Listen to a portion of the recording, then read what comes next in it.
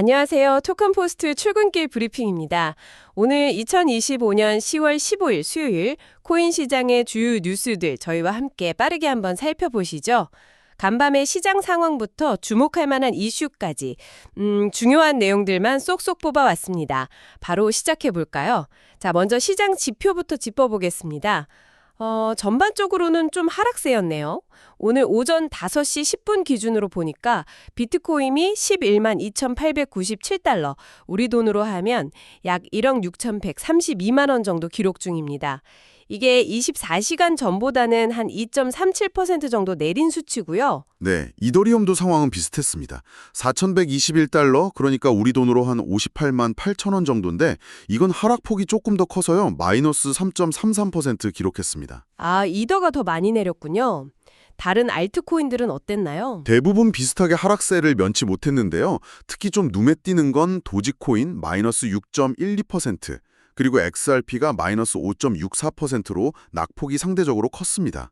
꽤 많이 내렸네요, 그 둘은. 네, 그 외에도 BNB가 마이너스 5.34%, 솔라나 마이너스 3.72%, 카르다노도 마이너스 4.52%, 트론도 마이너스 2.38%, 다들 파란불이었죠. 전반적으로 좀 가라앉은 분위기였군요. 그럼 시장 전체 규모는 어떻습니까? 암호화폐 전체 시가총액은 약 3조 8,397억 달러, 우리 돈으로 하면 5,486조 원 정도 됩니다. 24시간 거래량은 약 2,673억 달러, 한 382조 원 정도로 집계됐고요. 여기서 약간 흥미로운 지점이 있는 것 같아요. 비트코인하고 이더리움의 시장 점유율 변화인데요.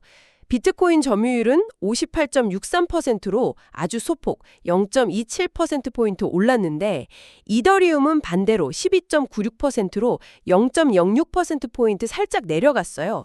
이건 어떻게 해석해야 할까요? 네, 그 변화폭 자체가 아주 크지는 않습니다만 시장이 전반적으로 좀 약세를 보이거나 불안정할 때 나타나는 경향 중 하나로 볼 수 있습니다. 그러니까 투자자들이 불확실성이 커진다고 느낄 때 알트코인보다는 상대적으로 디지털 금이라고 불리는 비트코인 쪽으로 자금이 일부 이동하는 그런 현상이 나타난 걸로 보입니다. 아, 일종의 안전선호 심리 같은 거군요. 네네, 그렇게 볼 여지가 있죠. 그렇군요. 다른 분야, 예를 들어서 디파이 시장 쪽은 좀 어땠나요? 디파이 시장은 전체 시장 분위기를 따라서요. 시가총액이 1,028억 달러, 거래량은 292억 달러로 약간 위축된 모습입니다. 전날 대비 마이너스 1.13% 정도 빠졌고요. 디파이도 좀 주춤했네요. 네, 그런데 좀 주목할 만한 건 스테이블 코인 시장이에요. 달러 같은 법정화폐의 가치를 연동시킨 코인들이죠. 이 시장 시가총액은 2,828억 달러, 우리 돈으로 404조 원 정도 되는데 24시간 거래량이 2,620억 달러로 오히려 6.59%나 확대됐습니다. 시장은 내렸는데 스테이블 코인 거래량은 늘었다고요? 네, 그렇죠. 이게 뭐냐면 투자자들이 일단 시장 변동성을 피해서 현금성 자산, 그러니까 스테이블 코인으로 바꿔두려는 움직임이 활발했다. 이렇게 해석할 수 있는 거죠. 사실 뉴스에서도 스테이블 코인 총 공급량이 사상 처음으로 3천억 달러를 돌파했다는 소식도 있었거든요. 아, 매도 후에 관망 자금으로 스테이블 코인을 많이 활용했다. 이런 거군요. 맞습니다. 그리고 또 하나, 파생상품 시장. 선물이나 옵션 거래량도 약 2조 58억 달러로 3.14% 증가했어요.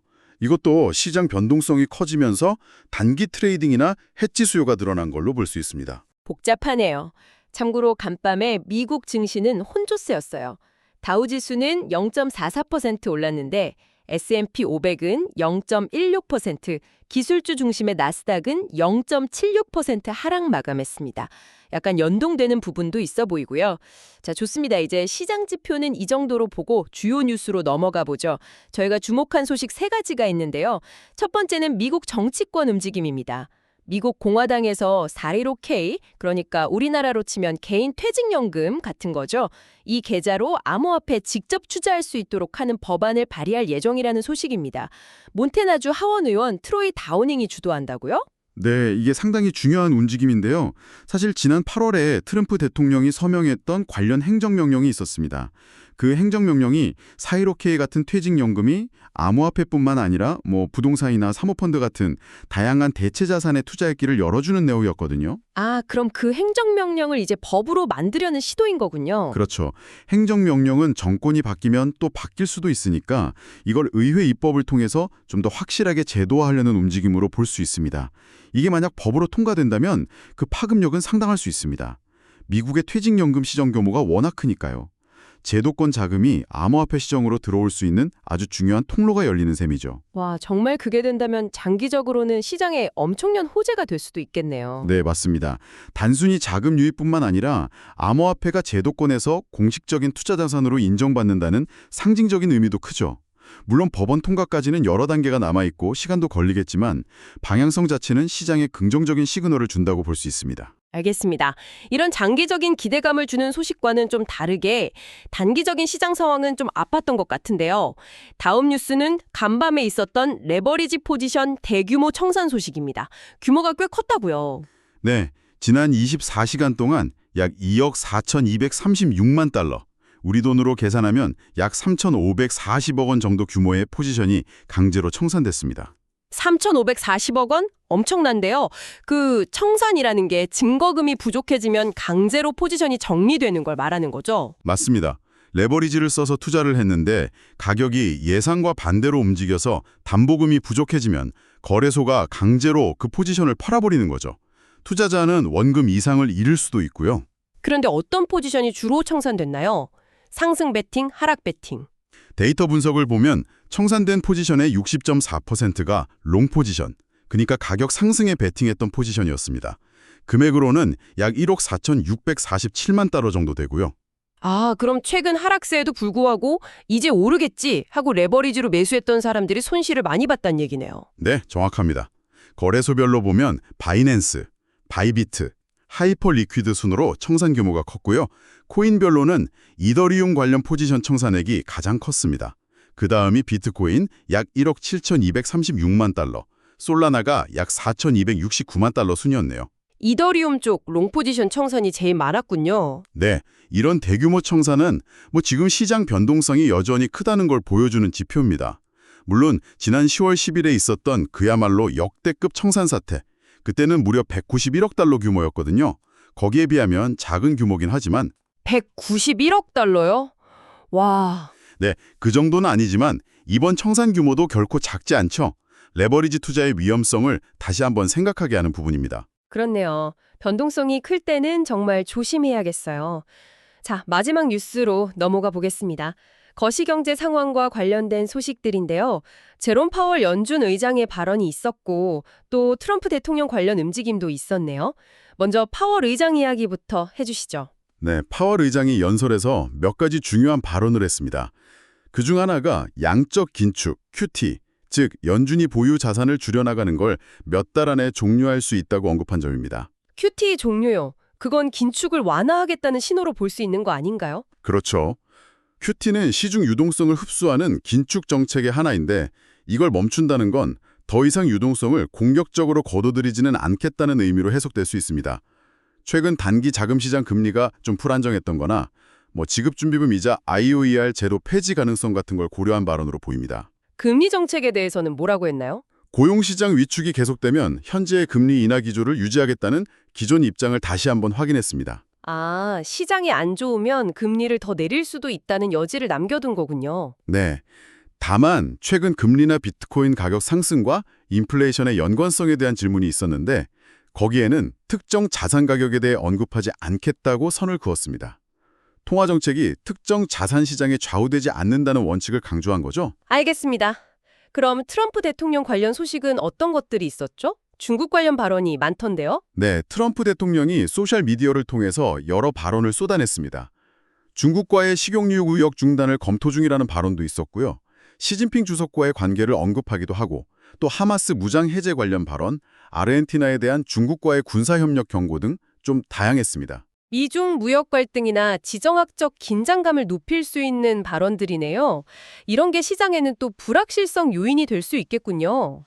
맞습니다. 특히 미중 무역 갈등이 다시 불거질 수 있다는 우려는 투자 심리를 위축시킬 수 있죠. 실제로 일부 외신에서는 이런 미중 긴장 고조가 어제 이더리움 가격 하락에 영향을 미쳤다는 분석을 내놓기도 했습니다. 결국 암호화폐 시장도 이런 거시적인 환경 변화에서 자유로울 순 없다는 걸 보여주는 거죠. 네, 정말 여러 요인들이 복잡하게 얽혀 돌아가는 것 같습니다. 자, 그럼 오늘 살펴본 내용들을 한번 정리해 볼까요? 시장은 전반적으로 조정을 받는 모습이었고 레버리지 청산 규모가 컸다는 건 그만큼 변동성이 크다는 신호로 읽혔습니다. 반면에 미국에서는 퇴직연금에 암호화폐 투자를 허용하려는 움직임 같은 그런 제도권 편입에 대한 기대감도 계속되고 있고요. 그렇죠. 거시적으로는 파월 의장이 QT 종료 가능성을 언급하면서 긴축 완화에 대한 기대감을 조금 주기도 했지만 또 트럼프 대통령 발언처럼 지정학적 리스크나 무역 갈등 우려 같은 불확실성도 여전히 남아있는 상황입니다. 기술적 분석가들은 현재 시장을 어떻게 보고 있나요? 네, 기술적 분석가들의 의견도 좀 엇갈리는데요. 비트코인의 경우 단기적으로는 현재 가격대인 10만 달러에서 11만 달러 사이에서 횡보하거나 좀 더 밀리면 10만 달러 초반의 지지선을 테스트할 가능성도 제기됩니다. 본격적인 상승을 위해서는 11만 7,500달러 부근의 저항선을 넘는 게 중요하다고 보고 있고요. 이더리움 같은 경우는 주봉 차트상 불플래그 패턴, 그러니까 상승 추세 중에 잠시 쉬어가는 조정 후에 다시 크게 오를 수 있는 패턴에 대한 기대감이 좀 있습니다. 이게 완성되면 1만 달러까지도 갈 수 있다는 장밋빛 전망도 나오는데 1만 달러요. 와. 네, 그런 기대감이 있는 거죠. 하지만 단기 지표인 RSI 같은 걸 보면 하락 신호가 보여서 조정이 생각보다 길어질 수도 있다는 신중론도 만만치 않습니다. 정말 상반된 신호들이 공존하고 있네요. 자, 오늘 저희가 살펴본 이 내용들을 종합해 볼 때 당신께서 지금 가장 주목해서 봐야 할 포인트는 뭐라고 생각하시나요? 핵심 질문을 던져주신다면요? 제 생각에는요, 오늘 우리가 본 내용들을 관통하는 가장 중요한 질문은 이거인 것 같습니다. 바로 제도권 편입이라는 장기적인 큰 그림과 단기적인 시장 변동성 및 거시경제 불확실성이라는 눈앞의 현실 사이에서 시장이 어떤 줄다리기를 할 것인가. 미국의 401k 투자 허용 법안 같은 소식은 분명 암호화폐 산업의 장기적인 성장 가능성, 그 체력을 보여주는 거거든요. 이건 숲을 보는 관점이죠.